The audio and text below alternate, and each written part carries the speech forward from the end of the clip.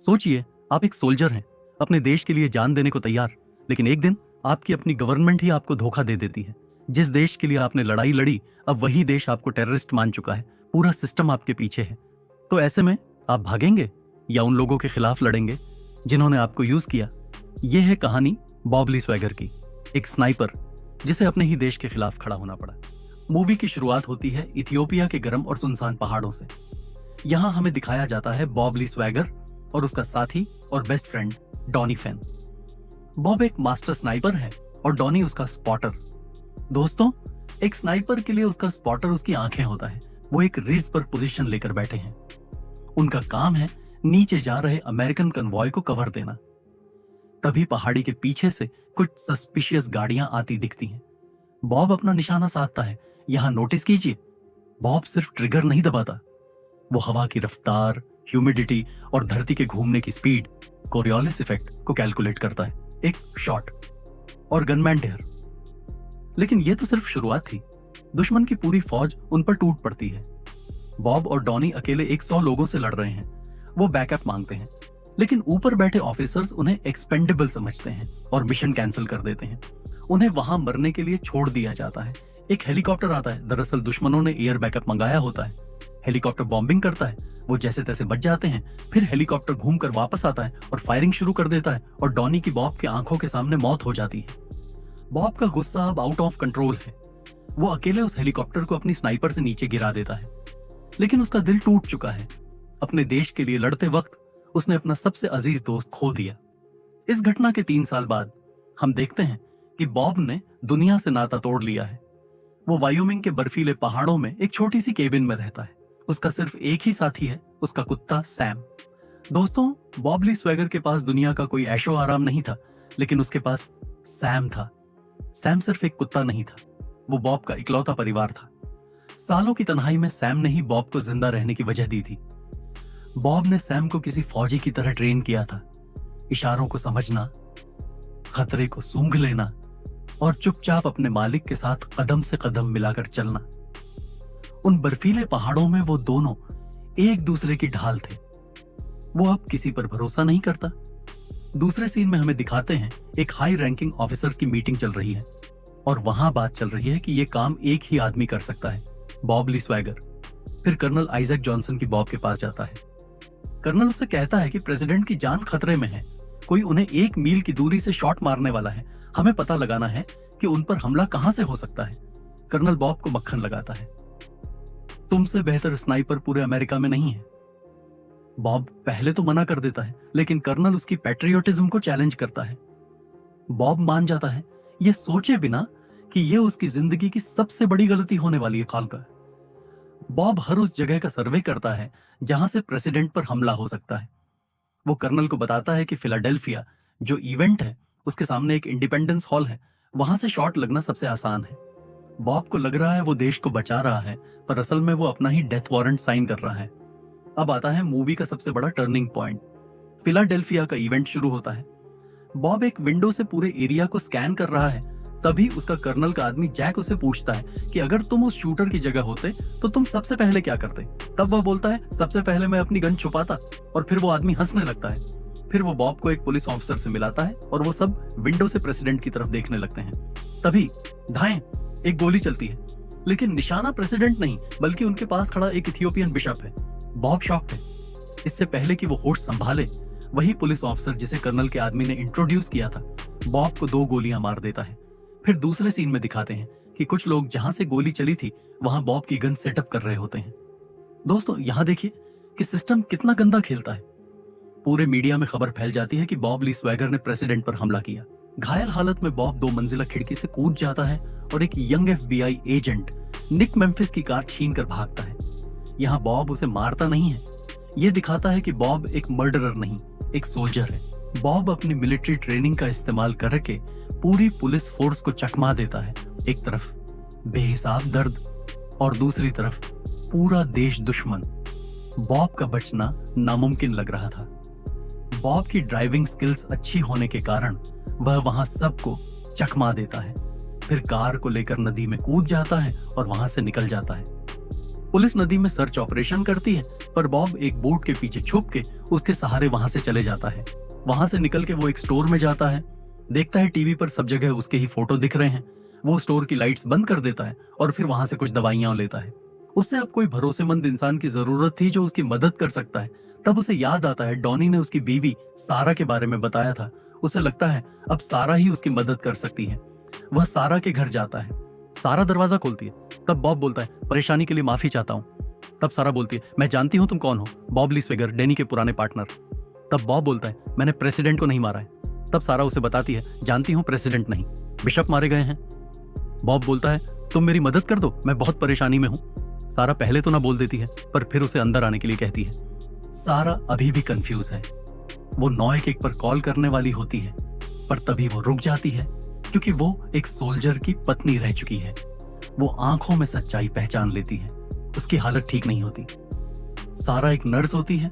Bob उसे कुछ सामान मंगवाता है। फिर हमें दूसरा सीन दिखाते हैं। एजेंट निक मेम्फिस को चैन नहीं मिल रहा। वो अपनी कलीग को बताता है कि बॉब दुनिया का बेस्ट स्नाइपर है, तो उसने निशाना कैसे मिस किया और बिशप मारा गया लेकिन प्रेसिडेंट बच गए। ये कोई कोइंसिडेंस नहीं हो सकता। और बिशप को गोली लगी उसके तुरंत बाद मीडिया के पास डिटेल्स कैसे आ गई। निक अकेले इन्वेस्टिगेशन शुरू करता है। वो शूटिंग स्पॉट पर जाता है और बैलिस्टिक्स, गोली की रफ्तार और एंगल चेक करता है। गोली जहां से मारी गई होती है वह सब चेक करता है। उसे समझ आता है कि बॉब को फंसाया गया है। फिर हमें दिखाते हैं कि बॉब का खून रुक नहीं रहा। तब वो सारा को बोलता है, तुम्हें मेरी गोली निकालकर मुझे टांके लगाने होंगे। फिर सारा उसे बेहोश करके टांके लगाती है। फिर जब बॉब को होश आता है तब सारा बोलती है, तुम्हें कुछ बताना है। टीवी पर बता रहे थे कि तुमने अपने कुत्ते सैम को मार दिया है। तब बॉब डिसाइड करता है कि जो भी ये सब के पीछे है उसको वो छोड़ेगा नहीं। इधर निक अभी भी सब सबूत ढूंढने में लगा है। दूसरी तरफ सारा और बॉब की पट्टी निकालते हुए बात होती है कि अब तुम क्या करोगे, ये लोग तुम्हें छोड़ेंगे नहीं। तभी टीवी पर न्यूज में निक के बारे में बताते हैं। तब बॉब बोलता है, हमें निक की मदद लेनी होगी। फिर डैनी की बात होती है कि डैनी मेरे वजह से मरा है। तब सारा बोलती है कि जब उसने आर्मी ज्वाइन की थी उसे पता था कि क्या हो सकता है डैनी के साथ। फिर उनके बीच एक इमोशनल सीन दिखाते हैं। फिर बॉब सारा को निक के पास भेजता है उसे बताने के लिए कि बॉब ने कुछ नहीं किया है और उसे मदद मांगने के लिए। बॉब को कर्नल की गाड़ी के नंबर की डिटेल्स निकालनी होती है और बॉब बाहर से सारा और निक पर नजर रखता है, क्योंकि उसे भी नहीं पता होता कि वह उसकी मदद करेगा या नहीं। निक अपनी ऑफिस में जाता है वह कार नंबर की जानकारी निकालने के लिए। तब उसकी कलीग बोलती है कि मीडिया को डिटेल्स मर्डर से पहले ही मिल गई थी और इसमें गवर्नमेंट के बड़े ऑफिसर्स मिले हुए हैं। और यहाँ कर्नल को पता चलता है कि निक मर्डर के बारे में छानबीन कर रहा है। निक अपनी कोलीग से फोन पे बात कर रहा था, तब कर्नल के लोग उसे किडनैप कर लेते हैं। वो निक को मारना चाहते हैं और उसे सुसाइड दिखाना चाहते हैं, लेकिन उन्हें यह नहीं पता कि बॉब ली स्वैगर उन पर नजर रखे हुए हैं। दूर से एक गोली आती है और निक को पकड़ने वाले गुंडे एक एक करके ढेर हो जाते हैं। फिर निक बोलता है, मुझे तुम पर भरोसा है, हम तुम्हारे लिए एक वकील ढूंढते हैं जो तुम्हें बचा लेंगे। तब स्वैगर बोलता है, तू समझे नहीं, उन्होंने मेरे कुत्ते को मारा है, मुझे उनसे बदला लेना है। फिर सीन आता है कर्नल के ऑफिस में। कर्नल बोलता है कि तुम बोल रहे हो कि एक मामूली FBI एजेंट ने मेरे 3 ट्रेंड आदमी को मार डाला। तब एक ऑफिसर बोला, नहीं, उनसे स्नाइपर से मारा गया है, मतलब बॉब जिंदा है। तभी वहां एक ऑफिसर आता है और कहता है, मैंने बॉब के क्रेडिट कार्ड की डिटेल्स निकाली हैं। वो हर साल अपने दोस्त डैनी की बरसी पर उसकी बीवी को फूल भेजता था। हो सकता है कि बॉब वहीं छुपा हुआ हो।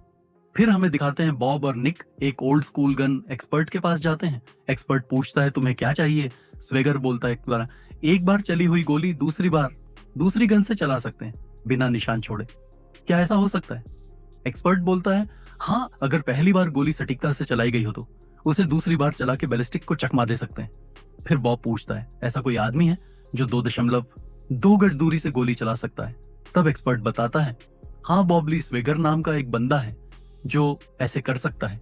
बॉब मन ही मन हंसता है और बोलता है, और कोई बंदा है? तब एक्सपर्ट बोलता है, हाँ, एक और आदमी है, मिखायो। वो एक खूनी दरिंदा है, उसे लोगों को मारने में मजा आता है। एक्सपर्ट उसे उसके बारे में बताते हैं। तब बॉब को याद आता है उसने उसे देखा हुआ है। फिर वहां से निकलकर निक अपने कलीग को कॉल करता है और पूछता है, मैं एक आदमी को ढूंढ रहा हूँ, मिखायो, क्या तुम मेरी मदद कर सकती हो? फिर हमें दूसरा सीन दिखाते हैं। कर्नल और वो आदमी बात करते हैं कि बॉब अपनी जानकारी के हिसाब से तुम्हारे पास जरूर आएगा, तुम तैयार रहना, हम उसको वहां पकड़ लेंगे। निक अपनी कलीग को कॉल करता है उस आदमी का एड्रेस पूछने। तब वो बताती है कि वो वर्जीनिया में है। फिर हम देखते हैं सारा जो अपने घर पर होती है, वहां कर्नल का आदमी आके उसे किडनैप कर लेता है और फिर उसे टॉर्चर करता है ताकि वो बॉब का पता बता दे। बॉब और निक मिखायो के घर के पास पहुंचते हैं, पर दूर से ही उन्हें महसूस होता है कि वहां ट्रैप बिछाया है। वो दोनों वहां से निकल जाते हैं, हार्डवेयर मार्केट में जाते हैं और थोड़ी तैयारी करते हैं।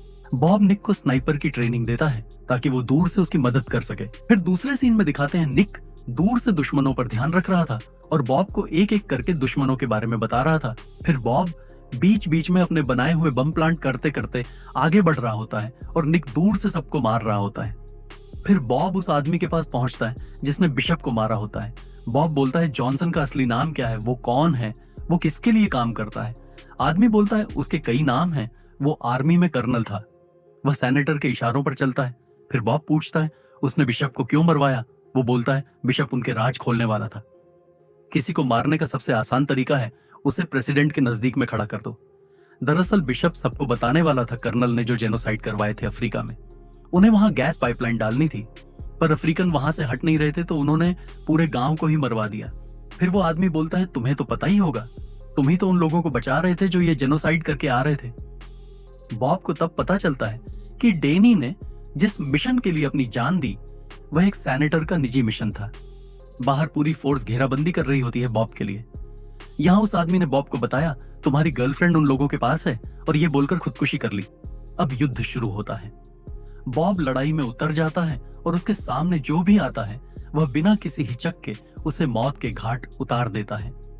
हर कदम पर खतरा होता है, लेकिन बॉब पूरी सटीकता और ठंडे दिमाग से आगे बढ़ता जाता है। बॉब धीरे नियंत्रित आवाज में निक को निर्देश देता है कौन सा बम कब और कहां फोड़ना है। हर आदेश के पीछे एक रणनीति होती है, एक सोच होती है।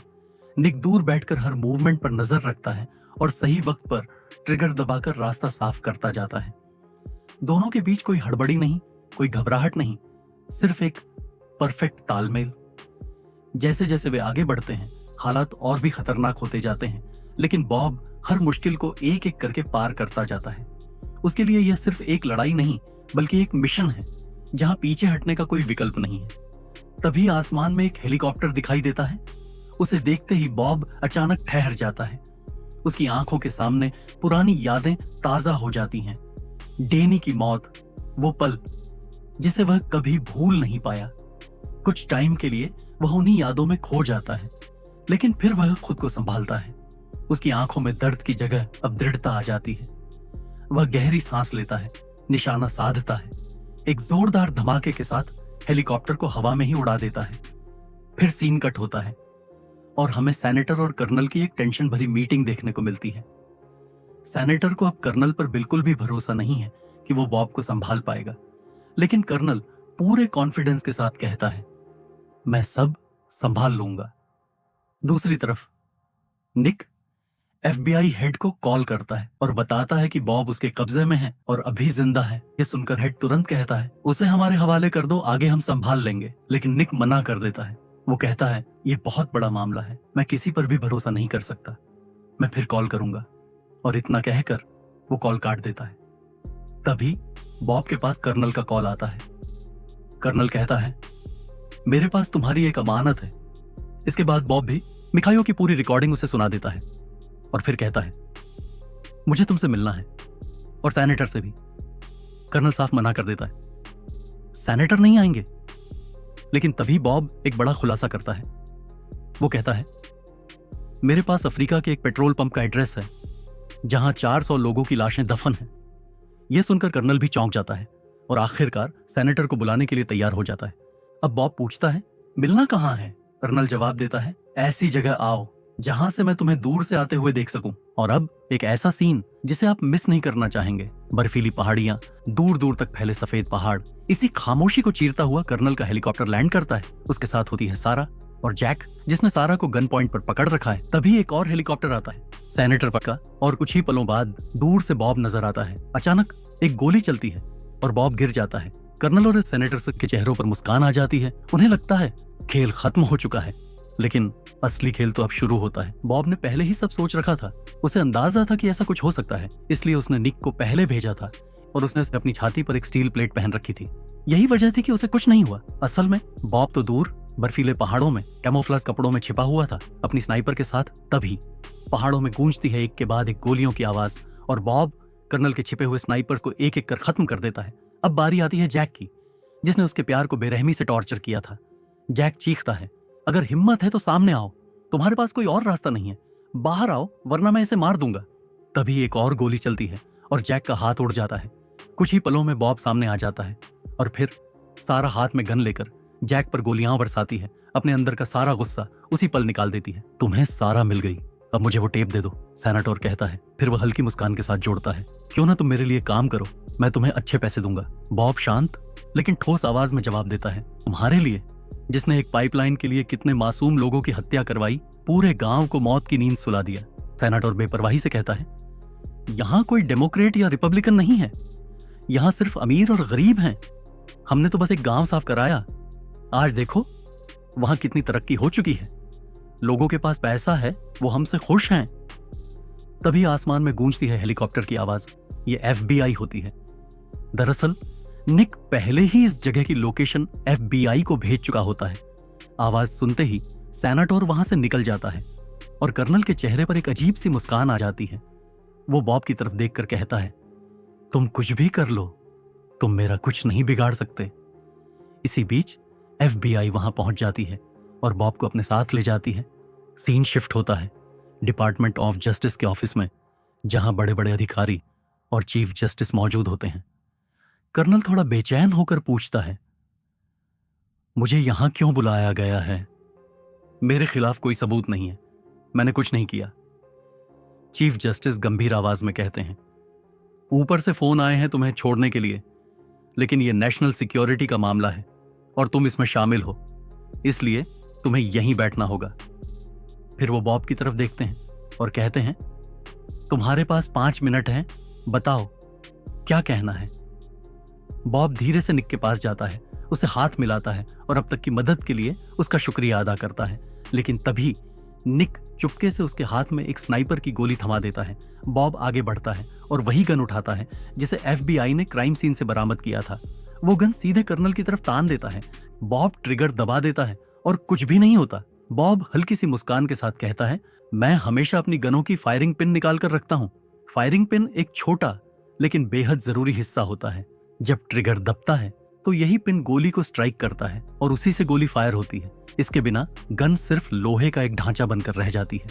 बॉब आगे कहता है, इसका मतलब उस दिन जो गोली चली थी वो मेरी गन से चल ही नहीं सकती थी। फिर वो सच्चाई सामने लाता है, बिशप की हत्या जिस गोली से हुई वो मेरी गन से जरूर चलाई गई थी, लेकिन वो गोली मैंने पहले प्रैक्टिस के दौरान एक टिन के डिब्बे पर चलाई थी और बाद में उसी गोली को दोबारा इस्तेमाल किया गया दूसरी गन से। यानी पूरी साजिश के तहत बॉब को फंसाया गया था, उसकी गन और वही पुरानी गोली क्राइम सीन पर प्लांट की गई थी। इसके बाद बॉब कर्नल और सेनाटोर के जेनोसाइड के सबूत भी पेश करता है, लेकिन चीफ जस्टिस गहरी सांस लेते हुए कहते हैं, अफ्रीका में जो कुछ हुआ वो US कोर्ट के जुरिस्डिक्शन में नहीं आता, हमारे हाथ बंधे हुए हैं, हम कुछ नहीं कर सकते। ये सुनकर कर्नल के चेहरे पर एक संतोष भरी मुस्कान आ जाती। वो बॉब की तरफ देखता है और कहता है, तुम फिर हार गए, और वहां से निकल जाता है। सिस्टम एक बार फिर इंसाफ देने में नाकाम रहता है। तभी जज धीरे धीरे बॉब के पास आते हैं और धीमी आवाज में कहते हैं, मुझे भी उतना ही गुस्सा आ रहा है जितना तुम्हें, लेकिन दुनिया बदल चुकी है। स्वैगर, आज के दौर में इंसाफ इतना आसान नहीं रहा कि तुम किसी को गोली मारो और हिसाब बराबर हो जाए,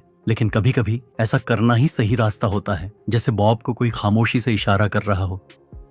फिर आता है फिल्म का सबसे सेटिस्फाइंग सीन। कर्नल और सेनाटोर एक सेफ हाउस में बैठे जश्न मना रहे होते हैं, हाथों में ड्रिंक्स, चेहरों पर सुकून। उन्हें लगता है कि वो जस्टिस से बच चुके हैं, लेकिन वो ये भूल जाते हैं कि कानून भले ही अंधा हो सकता है पर बॉब ली स्वैगर नहीं। तभी खिड़की के पार से एक गोली आती है और कर्नल के सेक्रेटरी को जा लगती है। कुछ ही पलों बाद बॉब ली स्वैगर वहां एक मौत के फरिश्ते की तरह एंट्री करता है। ना कोई बात, ना कोई बहस। बॉब जानता है कि इनके लिए कानून काफी नहीं है और फिर वो कर्नल और सेनाटोर को उनके गुनाहों की सजा देता है।